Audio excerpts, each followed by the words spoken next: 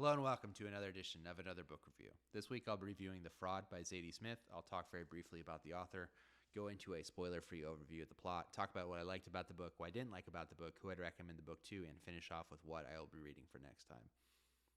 Zadie Smith is a well-known author, probably still best known for her debut novel White Teeth, which came out in the early 2000s. She was in the same cohort as Jonathan Franzen, David Foster Wallace, Colson Whitehead, Jeffrey Eugenides. Her debut was released around the same time as the rest of those folks, and her book came out to really widespread acclaim, as it should have. It's a great book. If you haven't gotten a chance, I highly recommend it. This book is a historical fiction novel set around, I'd say, roughly 40 years, mostly centered around the 1850s and 60s, and it's about a lot of different things. But the main character in the book is a character named Eliza, who is a woman from Scotland who is widowed at the beginning of the novel. She goes to live with her cousin, who is a relatively well-known author who has unfortunately seen kind of better days, and he has since remarried.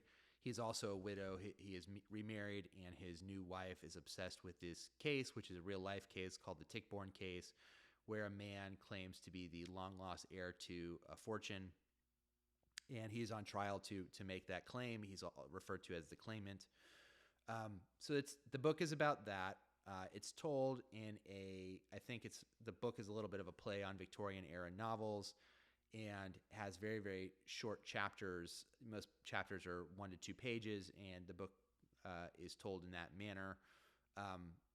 There's parts of the book where there's lyrics from songs that are written that Zadie Smith makes up. The book is very, very funny. And the book covers just a lot of ground and a lot of different topics. And it's really hard a little bit to talk about what the book is about because it's about so many different things. That's probably maybe a way to frame it. So it's about Eliza knows that her cousin is a terrible author. She wants to be a writer herself to some degree. So a lot of the book is about freedom and the cost of freedom and the freedoms that some people have that other people don't have. The book is called The Fraud, and many characters in one way or another are living fraudulent lives. They're not able to live up to their values that they protest to have. It could be her cousin, who says that he realizes that he's somewhat of a laughingstock of an author and compares himself to other people. Charles Dickens is a character in the novel, is a contemporary of William Ainsworth, and they have something of a rivalry throughout the book. There's questions about the claimant being the fraud. There's questions about one of the characters who, the main character, if she is living kind of not really up to her values, is she living her life as a fraud? So the book is very, very well written in terms of sentence to sentence, and there are some really beautiful lines and passages in the book. The book it's everywhere, and it covers a lot of different topics. There's a long part of the book where one of the characters is retelling his life in Jamaica as a man who was enslaved and how he left that part of his life behind. But it goes into the life on the sugar cane plantation in Jamaica. There are several characters who are royalty who come in and out of the book. There's just, the book is kind of everywhere. A lot of it is about the lives of the English people, the class distinctions between different parts of English society. William's new wife, is someone who's very obsessed with this Tichborne case in a way because it has clear class distinctions in the case of this man claiming to be a child of royalty when other people are, I believe he's a child of great wealth, when other people are saying that he is not.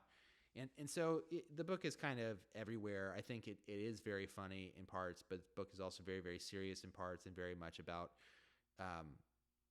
many, many different things. In some ways, it's about this character, Eliza, realizing that her life is not what she wants it to be, and her dealing with this moral quandary that she has. It's kind of at the center of the book, and also becoming obsessed with Bogle, who is one of the claimant's main supporters, and their life together, or their lack of life together, but their relationship and platonic relationship as the book goes on. So that's how I would describe it. It is a historical novel, so it's based around real facts and real people, but the Zadie Smith kind of examines or imagines a whole world for these characters and imagines this character and what her life would have been during this time and the different thoughts that she may have had in dealing with her place as a woman. But she wants something more than that. She has a hard time relating to other women in some ways, of being maybe beyond the limits that society is placing her at the time, and her not really understanding different facets and her having her own biases and blind spots and how that works and doesn't work. So it's a really hard book to really describe succinctly. It's my review is probably rambly. I would say if you, and some of that I think is to the novel's detriment. I was probably like 50 or 60% of the way through and just going, well, where are we going with this book? It's not really something that has a very straightforward plot. It is kind of everywhere. It did remind me a little bit of Tooth and Claw by Joe Walton, which in and of itself is also play on Victorian novels, where it's there are probably 2 or 3 or 4 different plots going on at once, and you're like, what does this have to do with the book? What does this have to do with the book? So in some ways, it maybe if the book had been pared down a little bit, it would have been a little bit easier to follow. There are quite a few characters, and there are a few, like I said, there are several different subplots. The book jumps back and forth between time. The book has headers of each of the chapters to kind of tell you where you are, but it's very, very easy to get lost in that if you're not paying attention. And so there are a couple times where I did get lost. There are a couple times where I'm like, did this character drop out of the narrative? Are they coming back? What? And then you forget some kind of subplots in the book itself because of the back and forth nature of the timeline. So it is told out a sequence, and the book kind of jumps back and forth, and so you really do have to kind of be paying attention. The chapters are pretty punchy because they're relatively short, but you do have to pay attention to it in order, I think, to get the full scope of the book. I don't know how much I'll think about this book, to be honest with you, after I finished reading it. I did enjoy it while I was reading it, but the whole intricacies of the tick-borne case, which takes up quite a bit of the book, I felt myself less interested of that part of it than really wanting to know more about the characters.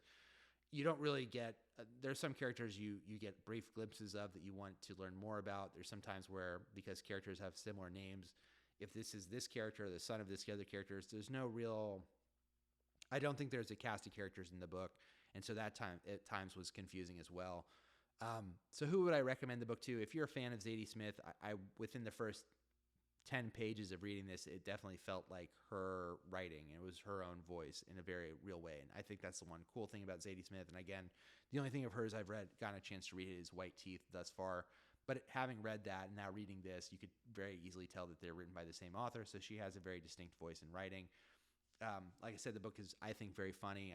Zadie Smith's sense of humor is kind of my sense of humor. In a lot of ways, it's very dry, and you have to be paying attention to some of the things. I think the book is very, very funny in the beginning, and maybe gets less funny as the book goes along, as it gets more and more serious and becomes more about this character's search for meaning in some ways.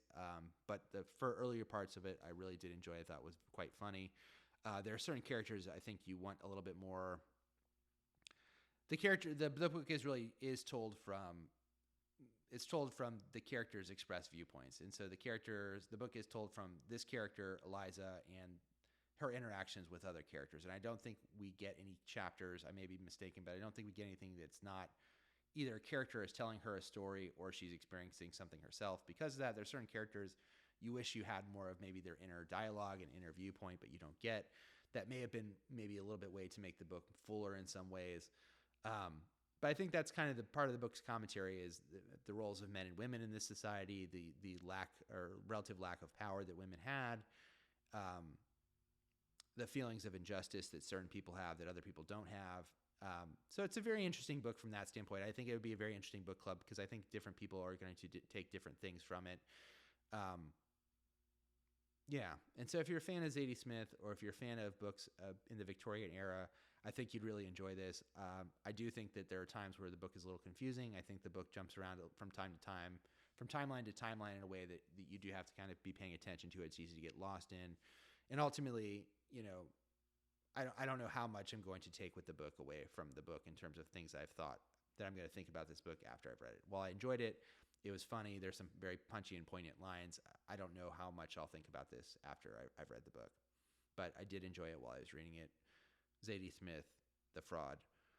Not sure what I'm going to be reading for next time, so if you've enjoyed this, please consider liking the video, subscribe to the channel. I have my link below to my Twitter if you want to check me out there. Until next time, bye.